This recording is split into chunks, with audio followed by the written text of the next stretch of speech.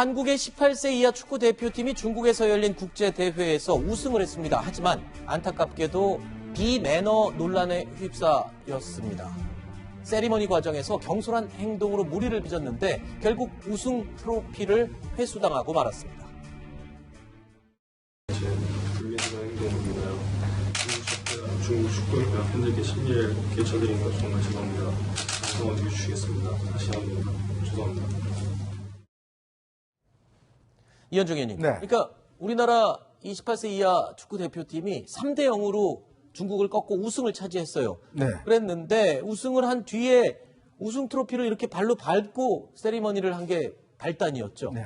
중국 스촨성에서 사실 이제 이게 4개국을 초청을 해서 친선 게임으로 해서 이제 판다컵이라고 하는데 이번 같은 경우는 태국하고 뉴질랜드, 그다음 중국하고 우리나라, 그다음에 우리나라 같은 경우는 이제 언더 18세 이하 축구 대표팀이 이제 참석을 했습니다. 근데 우리가 전승으로 기록을 해서 우승을 했어요. 네. 근데 그것까지는 좋았죠. 근데 그 다음에 이제 이 우승컵을 세레모니를 하고 난 다음에 저렇게 선수들이 모여서 저렇게 우승컵에다가 발을 얹어 놓는 사진. 거기다 또 어떤 선수는 소변을 보는 또 행동을 했다라고 지금 중국 웨이보라든지 중국의 SNS에 굉장히 급속히 퍼지면서 중국인들의 분노를 샀습니다. 네. 그러다 보니까 중국 축구협회에서도 도저히 참을 수가 없다라고 네. 해서 우리 측에다 공식 항의를 했고 우리도 마찬가지로 지금 사과를 했는데 아마 거기에 분이 덜 풀린 것 같습니다. 아니 지금 이 중국 네티즌들이 해묵은 감정까지 지금 끄집어내고 있어요. 그러니까 2002년 월드컵 심지어는 아시안게임 때까지 얘기를 끄집어내고 있다고요. 아시안게임, 올림픽 다 끄집어내고 있습니다. 그러니까 아하. 중국 축구가 공황증을 가지고 있다고 하잖아요. 그렇죠. 우리 한국 축구를 두려워하고 있죠. 네, 그렇습니다. 그게 극복하는 게 큰 어떻게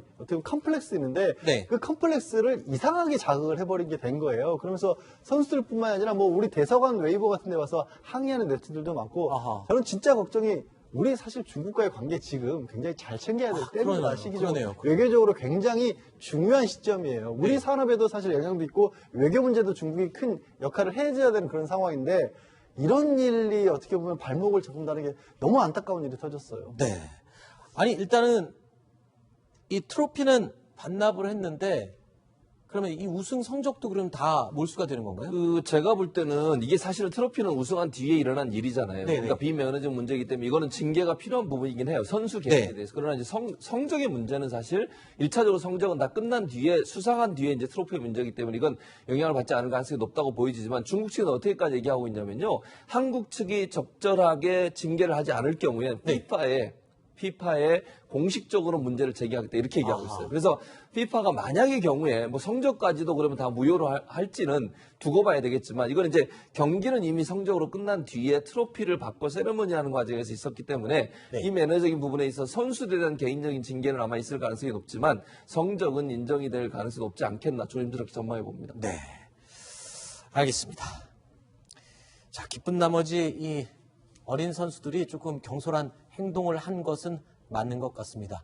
부디 좀 잘 마무리가 돼서 스포츠맨십만 좀 남아 있었으면 하는 바람을 가져봅니다. 다음 순위로 이어갑니다. 10번째 소식 영상으로 만나보시죠.